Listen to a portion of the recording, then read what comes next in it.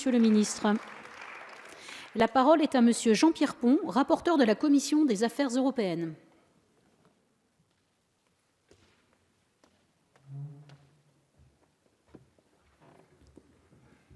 Madame la Présidente, Monsieur le Ministre, Madame la Présidente, chers collègues. La proposition de résolution numéro 632 pour l'interdiction de la pêche électrique est présentée aujourd'hui à notre Assemblée et à votre approbation. Cette pêche électrique est déjà interdite dans la plupart des pays du monde, notamment Chine, États-Unis, Brésil, mais de nombreux pays. J'ai participé fin décembre avec 3 autres collègues, Erwan Balanant, Paul Christophe et Joachim Somforger, à la rédaction d'une tribune appelant les parlementaires français à interdire définitivement la pêche électrique. Cette tribune, publiée dans le journal Le Monde le 13 janvier, a été co-signée par 250 de nos collègues, toutes tendances confondues. Je les en remercie chaleureusement.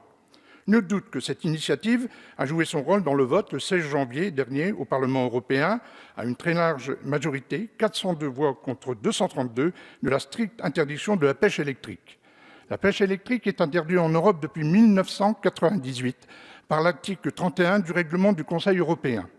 Pourtant, en 2006, la Commission et le Conseil de l'Union autorisent une dérogation en mer du Nord permettant aux États membres d'équiper au maximum 5% de leur flotte de chaluts de perche électrique sous prétexte d'expérimentation. Cette pêche, principalement développée par les Hollandais, a bénéficié d'aides publiques. On estime à peu près 6 millions d'euros les subventions versées à la flotte néerlandaise, dont les 2 tiers proviendraient de fonds européens.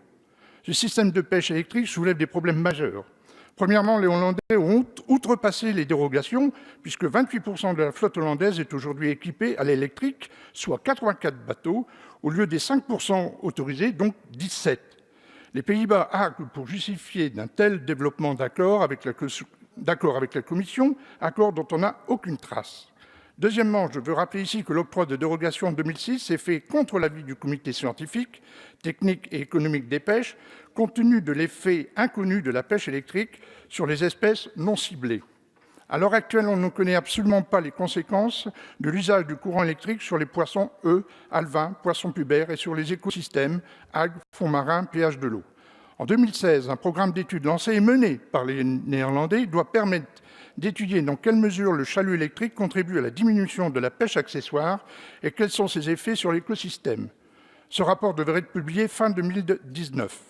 Troisièmement, les risques de surpêche et les risques socio-économiques pour nos pêcheurs sont réels.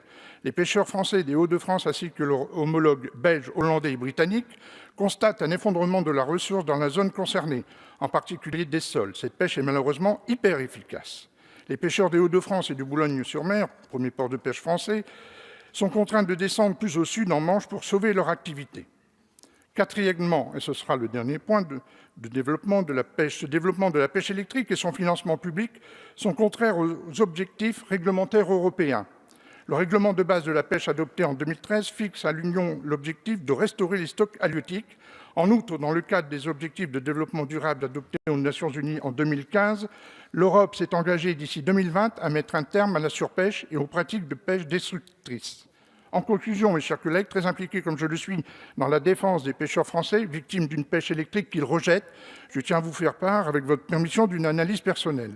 La Commission européenne, non seulement propose le maintien du statut dérogatoire, mais actuellement en vigueur, mais encore un comble, envisage maintenant son extension. Comment expliquer cet acharnement de la Commission? La réponse semble malheureusement évidente. La Commission cherche à entériner le non-respect par les Hollandais de cette règle des 5% maximum autorisés, qu'elle a pourtant elle-même édictée pour la pêche électrique. Un non-respect dont elle s'est rendue manifestement complice en le tolérant et de ce fait en refusant de le sanctionner comme c'était son devoir. Bien sûr, le Parlement européen a largement voté contre la pêche électrique, mais c'est le trilogue qui aura lieu dans 3 à 9 mois qui aura la décision finale, et c'est là que notre ministre a besoin de tout notre soutien.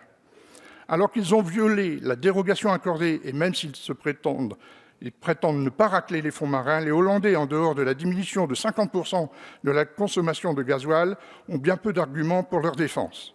En revanche, ils disposent d'un certain nombre de moyens de pression, quotas de pêche, construction de bateaux, capitaux hollandais dans les armements français. Vous comprenez bien que la discussion avec Bruxelles ne sera pas facile. Il faudra toute la ténacité et la volonté de notre ministre de l'Agriculture en charge de la pêche, M. Stéphane Travert, pour s'opposer à tout maintien de l'autorisation de la pêche électrique et au prolongement de toute dérogation.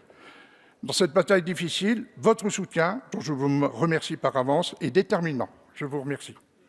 Merci, Monsieur Jean-Pierre Pont.